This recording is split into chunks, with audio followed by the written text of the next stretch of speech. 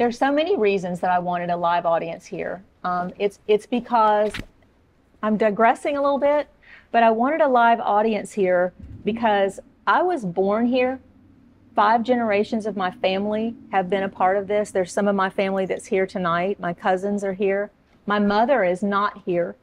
And I know that you can't say that person died for a certain reason. I believe that we all have a day to die and a day to be born. But my mother never had any heart issues. And 7 months after the day I was indicted and 2 weeks before James Finch was indicted, my mother had a massive heart attack. She was devastated. She was so stressed. And so part of what this is for me tonight, I could have advertised this. I told Bernie, I said we could have gone to Mosley High School or someplace and just invited the whole world to come in. But I wanted the people that care about me and the people that I care about, and the people who care about Lynn Haven, who really care about Lynn Haven and who care about our quality of life here and care about justice and who care about the right thing. I just wanted you to hear my story. I wanted you to hear it in person. After the storm, I didn't want to stay here. It was just so devastating. It was everything. It was so ugly. I mean, it was just, everything was gone. And I didn't get to leave here for about 3 weeks. October the 26th was the first time I left after the storm. And another piece, that's why I wanted to say this little piece, another piece of the corruption happened on the day that I left, but I didn't know it. Michael White, I was on my way to my daughter's. We were organizing the Hurricane Relief Fund.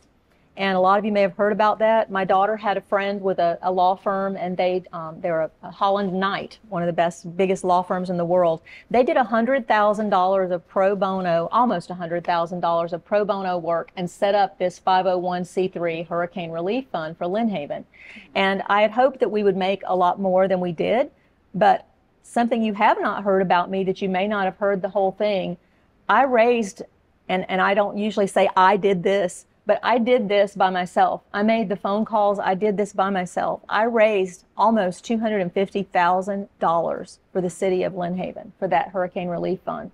And the reason I say that I did it is because they never mentioned it in any of the things that happened in court, any of the accusations, anything that they never mentioned it one time. And that to me was such exculpatory evidence.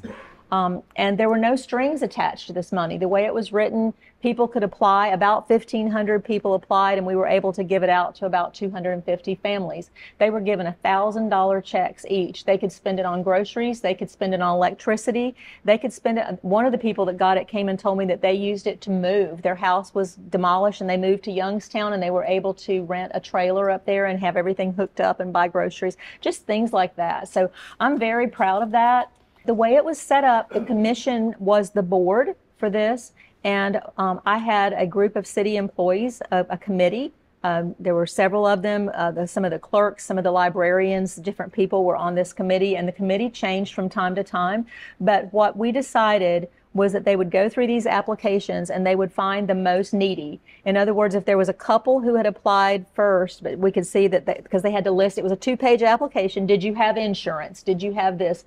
And if they had those things, you know, and they had other money, then theirs wasn't thrown away. It was put down the line. If somebody had 6 children, their house was demolished, they had no job, they had no insurance, they went to the top. And that's how it was decided. And then the commission would vote on the list at the meetings that we were having, and that's how it was decided. So I was on the way to Jacksonville to meet with Holland and Knight representatives and to sign the paperwork and to bring everything back to the commission because we would have another meeting on the 30th.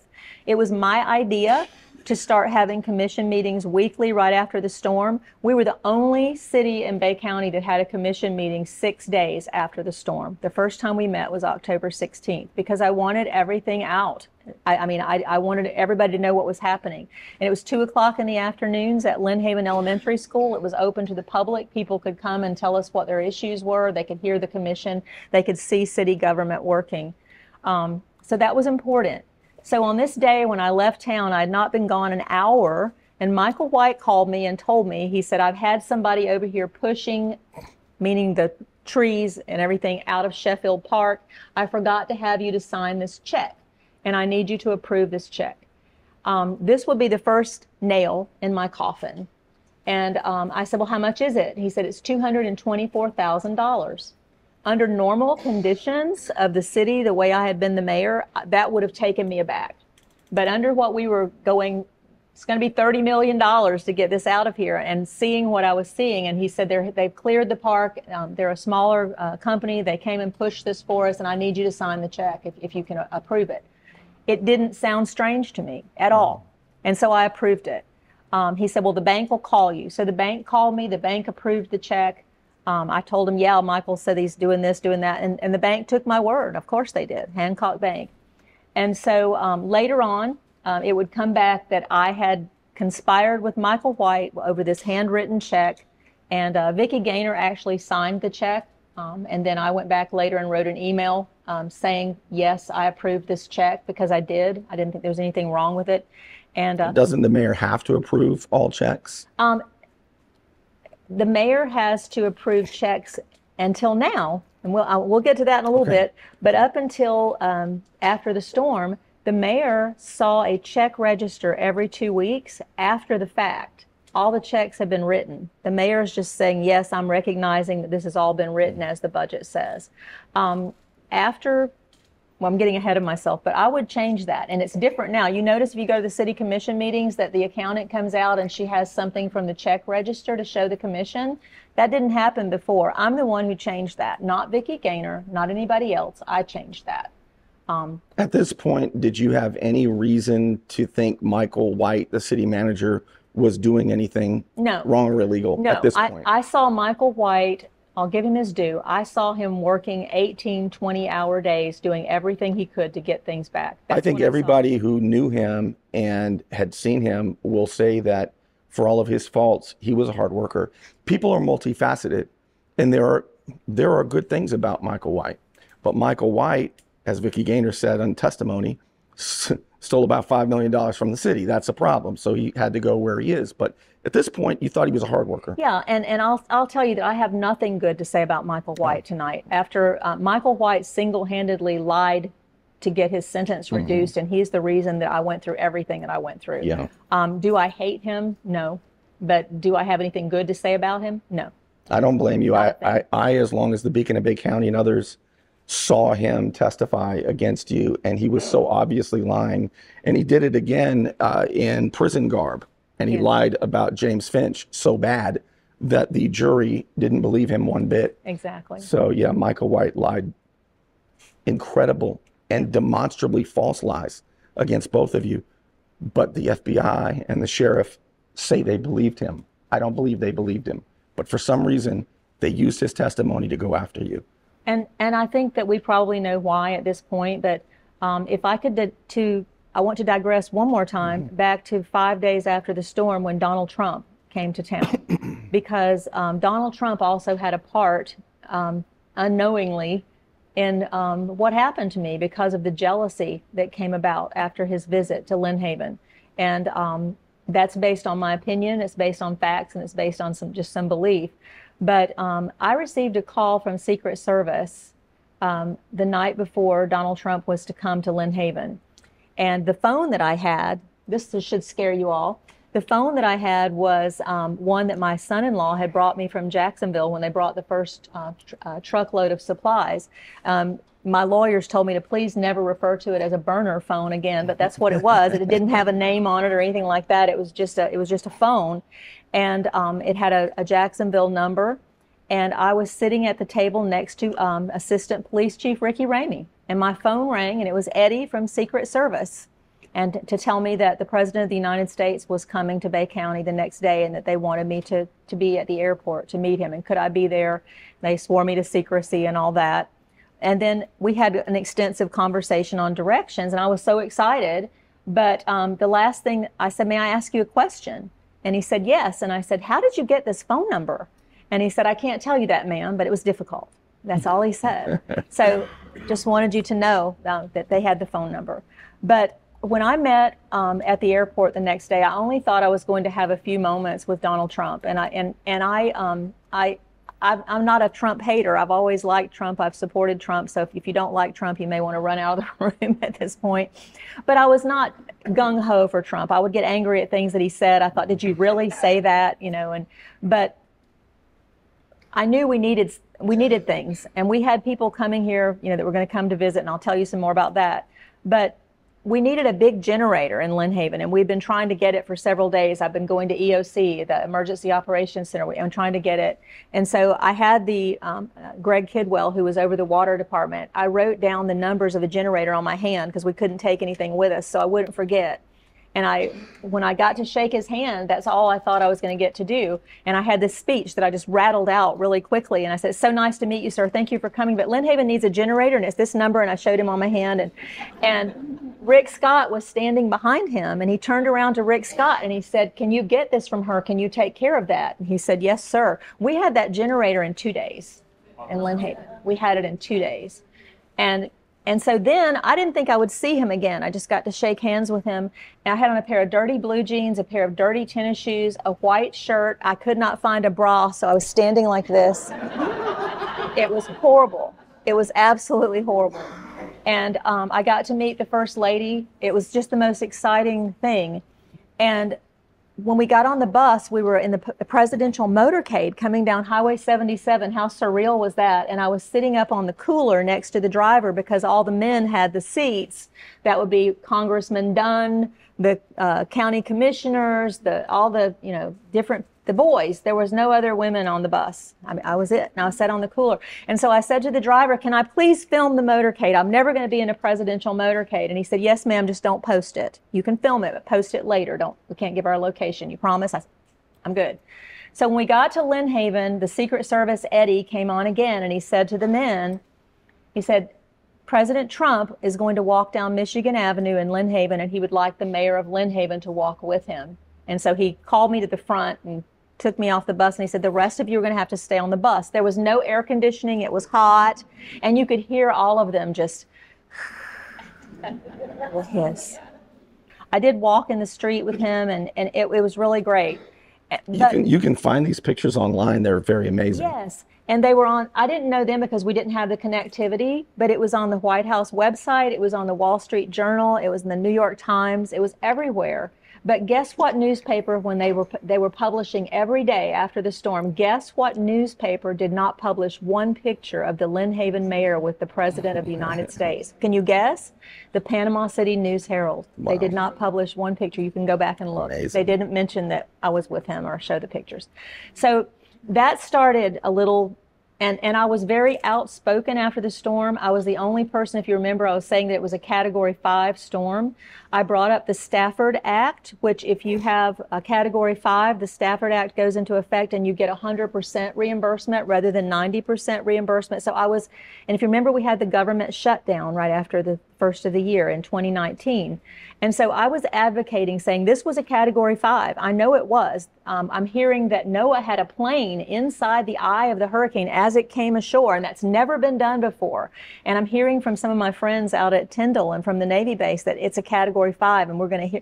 So based on the speed of the wind. Yes, right? based on everything. And so we had several different interviews with the different mayors, with the county commissioners, and even Channel 13 went on. They went on and talked about how that it wouldn't matter if it was a Category 5, that it wasn't going to change anything, that the mayor, you know, they were even at that point they started. I wasn't suspicious of Michael White. I was actually starting to kind of relax a little bit because the cleanup was getting better. He had taken the reins. He was doing what you told him to do. Things were doing well. And one of the things that I did do that Michael White used against me many times, if you were here during Hurricane Opal, Mr. Finch was in charge of cleanup after Hurricane Opal, and the town was cleaned up pretty quick. We had flooding and all this. And the way he did it is he did it street by street.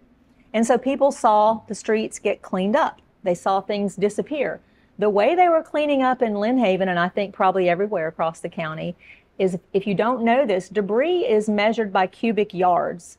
And so these trucks were going around all the streets and picking up the lightest materials, because they'd fill the truck up with just the branches and then they would leave everything else behind. So no one was seeing any progress. It was just this light stuff would go away and all these huge logs and all this debris stayed in the streets. So every time we had a meeting, when they would call on me to speak, and my speaking was about, this is how many meals we served today, this is how many supplies we gave out, and then I'd get to the point, I think we need to go to street cleanup, because when James Finch cleaned up Lynn Haven, he did it street by street and people could see it done, and it got done. Well, that was used against me later, that I was trying to push James Finch to do the cleanup in Lynn Haven. All I was doing was, we need to do it street by street. And Michael White and the others were, I was the woman. I didn't know about, anything that I was doing. And I said, well, I'm going to tell you this. I drove through the country club. I watched, and I'm not trying to say the country club because it's the nicest neighborhood or anything like that. It was on 9th Street, and I was getting all these calls from the country club that nothing was being cleaned up out there. They weren't seeing anything. And so I drove out there to see, and on the day I drove out, there was a house burning to the ground, and I was petrified that there might be people in it. My phone wouldn't work to call for help. And so I was standing out there on top of this scooter I was riding and screaming that there's a fire, and making as much noise as I could with the horns. And eventually I could see that their fire trucks had seen it and they were coming.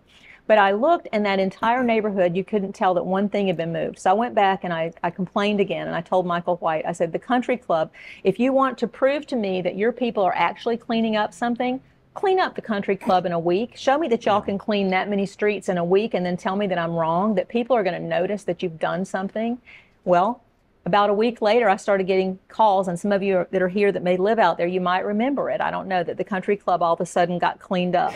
And then they decided, well, we'll try, one company will clean on the east side and one will clean the west, and they started going towards, because I started following the trucks and watching them pick up just a little bit at a time. So I want to interject, because I believe this is where the justification letter comes into play. So if you want to put a pin in this, the justification letter, this is where the late Derwin White emailed, and I've seen the email, it was in evidence, Adam Albritton, who was both the attorney for Lynn Haven and JC Derwin White, and said, we need you to give a price. What is the lowest price per cubic yard of debris pickup? It was actually $3.50 by Alan Bird, but they didn't say that. They said it was Derwin White's quote at $4.70, and everybody, the county commission, everybody went with the inflated $4.70. So not only did they inflate the price, but they extended the time of picking up the real stuff they needed to pick up, because they would have made less money picking up the heavy stuff than the light stuff. They're getting paid inflated prices per length. Yep. That's unbelievable. That was the justification letter. Sheriff Ford, the FBI, everybody knows it, and they blamed you. And when we get to the charges, because most of you know that I was charged, but you don't know what I was charged with. And when we get to that part, I want to talk about the fact that I was charged with conspiring with James Finch over a pit, while James Finch was in Jacksonville in a hospital and didn't know he had a pit. But we'll get to that. I do want to say that Derwin White asked Adam Albritton to write this justification letter specifically so that Ashbrit, I believe it went to Ashbrit, this national hauler company, is going to keep coming into play. Later on, the FBI would tell a judge in a search warrant affidavit that Bay County is more corrupt than New Jersey and New Orleans, and that had to do with Ashbrit and GAC contractors. And to back up again, we've talked about the fact that what happened with the haulers just a few days after Hurricane Michael hit. Well, there was some more stuff going on that I would find out later. So the next thing I wanted to mention that started in October that I wouldn't find out until later, Chris Forehand, the owner of Panhandle Engineering, who you'll see as we go through this, had a hand in many things that were happening in Lynn Haven. And this next thing, while most of you on October 23rd were probably trying to find your insurance adjusters, you were probably trying to get your roof put on your house, you were probably trying to make sure everybody in your family had food. On October the 23rd, Chris Forehand and Jim Slanina incorporated a company, a new company, less than 10 days after the storm. And it was called PEDS, P-E-D-S, Panhandle Engineering Disaster Services. They would be monitors to count the debris. So Chris Forehand would also be instrumental in bringing in the major debris counter, Tetra Tech, and then he conveniently subcontracted his company underneath it, and they would be the people counting the debris that was being hauled by ECS and Ashbrit. So we had corrupt people hauling the debris, and we had corrupt people counting the debris. That's based on belief, and information. Yeah, And it's that's in the just evidence. that's just one more thing that happened. Absolutely. So in January, I made the decision after a lot of discussion with my family, it was time to run for mayor. And I said, I just want to move to Jacksonville where there are trees and where my grandchildren live. And I want to be away from here. I'm tired of being the mayor. I'm You're talking about tired. for your second term. It would be my second term. And my daughter said, Mom, you're doing a really great job. You're on TV all over the country and people know about you and you're doing a good job. And if you leave, it's just going to leave a hole. It's not like I was indispensable, but I really didn't realize how much capital I had. I would find that out. I had a 92% approval rating, and this was told to me by Derwin White. He looked it up and came and told me. He said, I heard you were even thinking about that you might like to run for Congress. He wanted to find out. I thought it was an innocent question. It wasn't. I had a 92% approval rating. I had criticized Neil Dunn extensively, and I still criticize him extensively. There were things that he could have done during the storm for this community that he did not do. If you are a big fan of Neil Dunn, I apologize to you, but I have some differing views based on my information and what I saw happening during the storm. So I was thinking about running against him. And then I was advised, no, you don't need to jump from mayor to Congress. Why don't you think about maybe Jay Trumbull's seat? And I was not impressed with some of the stuff Jay Trumbull was doing either. So I was thinking about all that. And I was thinking still more about Congress. But I finally made the decision based on a discussion I had with the FEMA coordinator, Tom McCool, who was a federal FEMA coordinator. And he said, you're doing such a good job at convincing people to stay. He said, you've done a great job of that, getting people to stay in Lynn Haven and not move away. And I hope that you're going to stay and be the mayor for another term. So I started thinking about it and I thought, well, I'll be the mayor and maybe I'll just do the mayor for like a half term and then maybe I can run for the congressional seat. I'm just doing all this thinking, that I'll just stay. So I ran, and Antonius Barnes threw his hat in the ring at first and then he withdrew. And so I was reelected unanimously or, with unopposed and went in as the mayor. So the same month that I was reelected as mayor unopposed, well, in March, actually, I got a phone call from Ricky Ramey. And I Assistant police chief or police chief at the time? Ricky Ramey was the assistant police chief, and Matt Reamer was the police chief. And I've written a book, and you've probably heard about my book, but it's called Hurricane Michael, Storm of Corruption. It's finished. Bernie's got the draft in his possession. But as you probably know, I have entered 2 different civil suits that are about to be filed, and I've been advised not to release the book because it has all of the information that will be coming. So that's why it hasn't been released. But there's a great deal of information in the book that I won't say.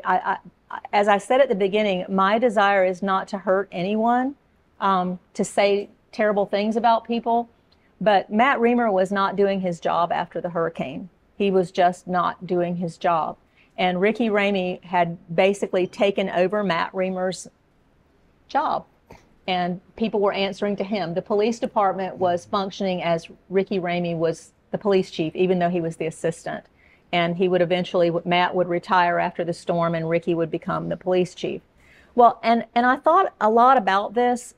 I'm going to name a lot of names tonight, and I'm going to continue to name them. Nobody had a problem naming my name for things that I didn't do. And so I'm not going to have a problem naming the names of what people did do. Amen. And then people can make their own decisions. And like I said, I have no reason to say anything but the truth. It's all documented. Yeah, I have no reason to say anything but the truth. So Ricky Ramey, Michael White, and Commissioner Dan Russell had quite a three, I call them the three amigos now, as I've found out, but they were doing, I don't want to get ahead of myself here, so I won't get ahead of myself, but in February, Ricky Ramey made a kind of a strange call to me and told me that Michael White was having some issues and that he thought he might be suicidal and that he couldn't get him on the phone, and he asked me would I see if I could get him on the phone. So I texted Michael a few times, tried to call him, and finally I said, Michael, if you don't text me back, I'm just going to tell Ricky that you won't text me and I need to hear from you because they think you're suicidal. Well, Michael immediately texted me back. He said, no, I'm having some family problems. Just let him know I'm okay and I'll get in touch with him tomorrow. So I called Ricky Ramey and told him that. And that didn't even sound that strange to me because everybody was depressed. Everybody was having family problems. Everybody, you know, and so it didn't sound that strange. A month later, on March the 17th, Ricky Ramey was camping out with his wife down in Franklin County, and I was in Jacksonville on that weekend. It was a St. Patrick's Day weekend, and I'd gone over to be with my daughter. And Ricky Ramey called me at 3 o'clock in the morning, and this was the strangest phone call to get as a mayor. Ricky Ramey told me, he said, I've just received a call that Michael White has threatened his wife with a gun. Then he turned the gun on himself. And he said, I have called Commissioner Russell to go and get his wife and take her to his house for shelter, and I'm going to drive from Franklin County. Ricky did not sound good to me on the phone, and I will tell you that I think he was alcohol impaired when he called me because they were down there camping out. And he was asking me what he should do. What I didn't put together at the time, Michael White was his buddy. And he was wanting me to tell him, well, it's just, you know, I'm sure something can be worked out. But what I told him was, Ricky, did you say he's got a gun and you can't find him? He turned a gun on himself. He turned a gun on his wife. Follow your protocols. That's all I can tell you as mayor. I'm not in charge. You're the police chief. Follow your protocols. And he said, well, I can't arrest him. He's my boss. And I said, well, who can arrest him? You know, who can arrest him? And so he said, well, I'm going to call FDLE. So I don't really know what Ricky did. I've learned a lot about Ricky since then. I trusted Ricky then very much. I no longer do. And I'll get into why I don't. But that was a mysterious night. The sheriff's department did not show up to arrest or to, you know, do anything until the next morning. They went to Dan Russell's house. His wife was there. They questioned her there. Ricky's reason that the sheriff's department did not show up is that he said he had alerted them that he didn't want them to question her until the next morning because she was probably drunk and that she needed to have a sober testimony. So they put that arrest off or the questioning off. Found out later that Dan Russell was absolutely furious because Michael White was arrested.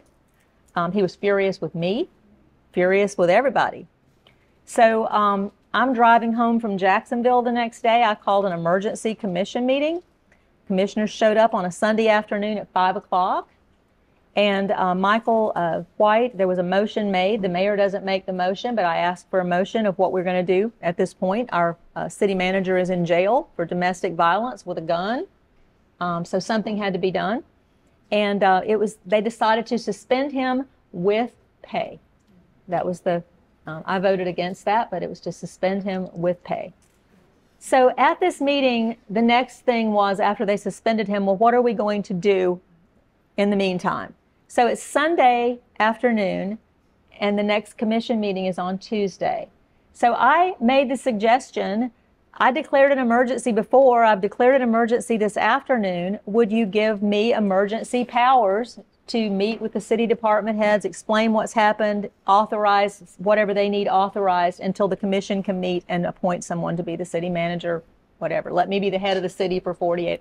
Well, you would have thought they they portrayed it as though I were making myself the queen of Lynn Haven. You know, I can't even describe that. But Antonius Barnes and Rodney Friend were participating, I think, by phone. One of them was. Commissioners, both commissioners. The commissioners, yeah. Yes. And they said no. And Antonius Barnes suggested that we call the League of Cities and get their suggestion. So at that point in time, I was not only a member of League of Cities, but I was on the board for League of Mayors. I was one of 12 mayors in the state of Florida on this board. So I was very, you know, respected by the League of Cities and was very involved. And so I called Matt Surensee, who was the president at that time, and I told him what was going on. And he said, no, you don't want to be in charge of the city. You don't want to touch that. He said, who's your deputy city clerk? And I said, well, that would be Vicki Gaynor. And he said, appoint her. Tell the commission that we recommend that you appoint your deputy city clerk as an interim manager until you decide what you're going to do. So I brought that back before the city, and the commissioners thought that was a great idea. They approved it. Looking back in hindsight, one of the things that I do kind of look back and find as funny, Ricky Ramey was horrified that Vicki Gaynor had been appointed as deputy city clerk. So I'll tell you why that fits the puzzle pieces now. But he was horrified, and I said, no, it'll be all right. She's worked really hard. She's done a good job. It'll be fine. And so that's how she became the interim manager. So this is March the 19th, Tuesday, March 19th of 2019. And I'm getting to the part now that is the most important for me to tell you, and the part that I will never understand. I do understand why it happened, but